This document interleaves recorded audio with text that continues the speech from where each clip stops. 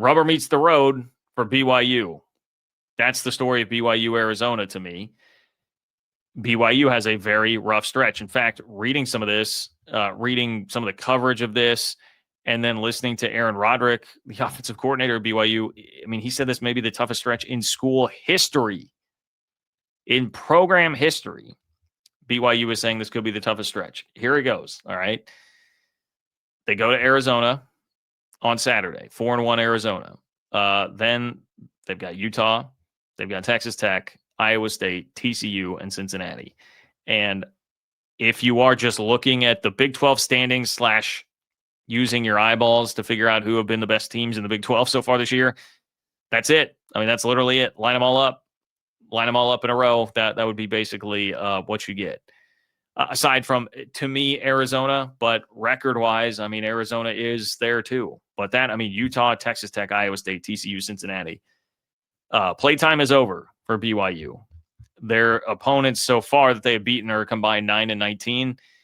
That's about to change. That is about to change for the Cougars. So we will find out everything we need to know about how legit they are, how real this is. But I think it would really serve BYU if they win this game, find a way to get out of there at 6-0.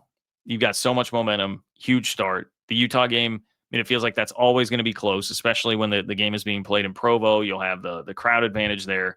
I think this is a massive game for BYU. And then Arizona is trying to prove that, hey, we should get a little bit more respect and run near the top of the league. I don't think this would do quite as much as winning in Ames would have, which to me was kind of the storyline heading into that game.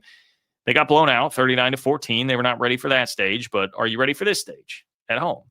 And quite frankly, if BYU plays as sloppy as they did last week, no reason that Arizona couldn't win the game. BYU with 3 turnovers. You know, you had the Bear Bachmeier pitch getting whacked down inside the 5-yard line.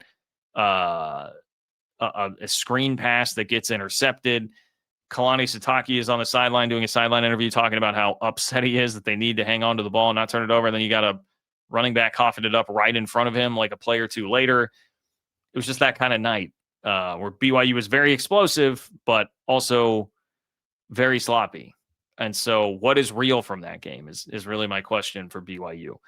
They had 3 pass plays, 47, 54, and 85 yards that were all longer pass plays than they had the entire season. I think it was 41 going into that game. So they clearly developed some explosiveness. I know the thought was, losing guys like Keelan Marion from last year's team. It's going to make it tough to be as explosive in the passing game, but they are getting some of that from Parker Kingston and Chase Roberts. Obviously, LJ Martin provides some of that at the running back spot too. So they're actually, that was another stat PFF had. They're top 5 in the country. Maybe that wasn't PFF, Deseret News. Top 5 in the country in plays of 40-plus yards this year for BYU. So they have been explosive, but not as much through the air. And so is Bear Bachmeier going to be able to build on that while cutting down on the turnovers? You can't turn it over here against Arizona. And Arizona does have a good secondary. They have not allowed a passing touchdown this year. So it'll be a tougher test for sure for BYU. And we've also seen BYU start slow on the road. Right? The East Carolina game, the offense took a while to get going. They turned it around with a couple of interceptions by Evan Johnson at the end of the half. That totally flipped the game. They fell behind in a double-digit hole at Colorado before things came back around, right? So I would not suggest starting slow again if I were BYU. And I kept waiting. Maybe I should pop on Twitter here at some point and try and check. I know it's a little too tough while I'm doing the show, but I kept waiting for that injury report for BYU today to see what's going on with the linebackers, because that is definitely a concern, right? Isaiah Glasker, Jack Kelly. I know Glasker, I think, came in and played on the hands team late in the game or something.